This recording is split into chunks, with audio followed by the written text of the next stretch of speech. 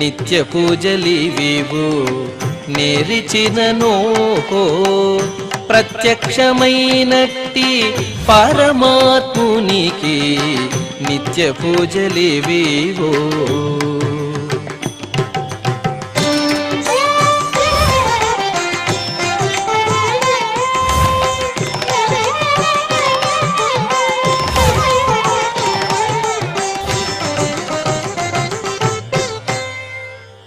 ఓం నమో వెంకటేశాయ. ఈరోజు బుధవారము, శ్రీ శోభకృతనామ సంవత్సరము, ఉత్తరాయణము, శిశిర ఋతువు, పాల్గొన మాసము, శుక్లపక్షము, తదియ తిథి, అశ్విని నక్షత్రము, మార్చి 13, 2024.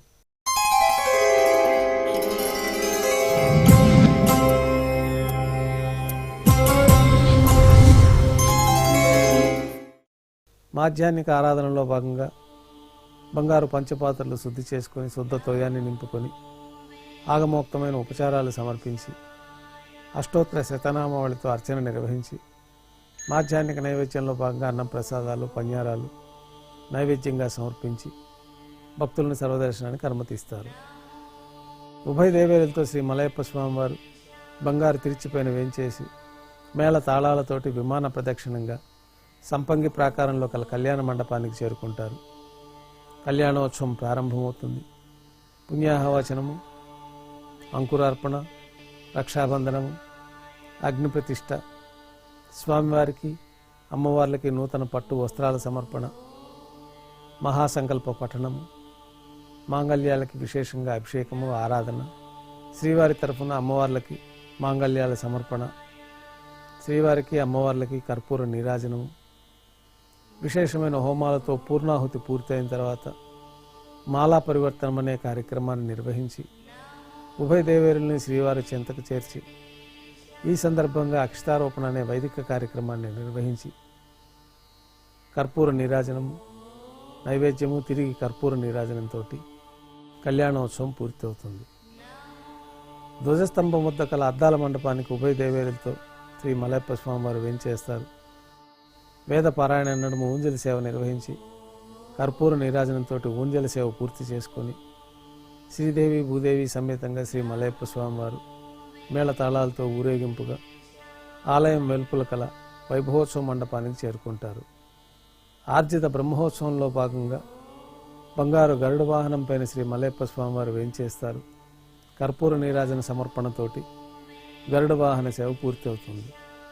హనుమంత వాహనం పైన శ్రీ మలయప్ప స్వామివారు వేంచేస్తారు.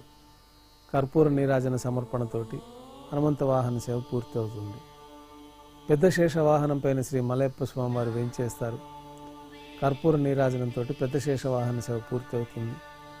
బంగారు తిరిచి పైన మలయప్ప స్వామివారు వేంచేసిన తర్వాత ఉభయ దేవేరులతో కలిపి శ్రీ మలయప్ప స్వామివారికి కర్పూర నీరాజన సమర్పణతోటి ఆర్జిత బ్రహ్మోత్సవం పూర్తి అవుతుంది. సాయం సంధ్య వేళలో 1000 దీపాలతో అలంకరించబడి ఉన్న సహస్ర దీపాలంకరణ శివ మండపానికి ఉభయ దేవేరులతో శ్రీ మలయప్ప స్వామివారు చేరుకుంటారు. వేదం, గానం, నాదం నడుమ సహస్ర దీపాలంకరణ సేవ జరిపి నక్షత్ర నీరాజనము, కర్పూర నీరాజనం ఇవ్వడంతో సహస్ర దీపాలంకరణ సేవ పూర్తి అవుతుంది. ఉభయ దేవేరులతో శ్రీ మలయప్ప స్వామివారు 4 తిరువీధుల ఉత్సవం జరుపుకొని ఆలయంలో వేంచేస్తారు. ఆలయంలో నైవేద్యం పూర్తయిన తర్వాత గర్భాలయంలో వేంచేస్తారు. వెంటనే రాత్రి తోమాల సేవ ప్రారంభమవుతుంది. ఉదయం సమర్పించిన పుష్పమాలికలు సల్లింపు చేసుకుని గర్భాలయాన్ని శుద్ధి చేసుకొని పంచపాత్రలో శుద్ధ తోయాన్ని నింపుకొని ఆగమోక్తమైన ఉపచారాలు స్వామివారికి ఉత్సవమూర్తులకి సమర్పణ గావించి కొత్త పుష్పమాలికలతోటి మూలవర్లకి ఉత్సవమూర్తులకి అలంకరణ జరిపి చతుర్వేద మంత్రాలతో మంత్రపుష్పాన్ని సమర్పించి నక్షత్ర నీరాజనము, కర్పూర నీరాజనంతో రాత్రి తోమాల సేవ పూర్తి అవుతుంది. అష్టోత్తర శతనామార్చన నిర్వహించిన తర్వాత రాత్రి నైవేద్యంలో భాగంగా అన్నప్రసాదాలు, పన్యారాలు, దోశ, ఘంటానాద మధ్య నైవేద్యంగా సమర్పించి తిరువీస నైవేద్యం పూర్తయిన తర్వాత భక్తుల్ని సర్వదర్శనానికి అనుమతిస్తారు.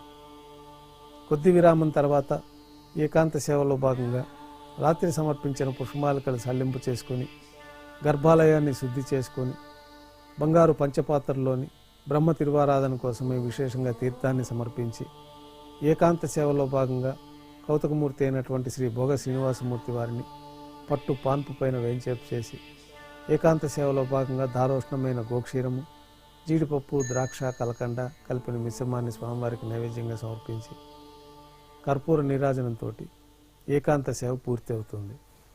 ఓం నమో వెంకటేశాయ.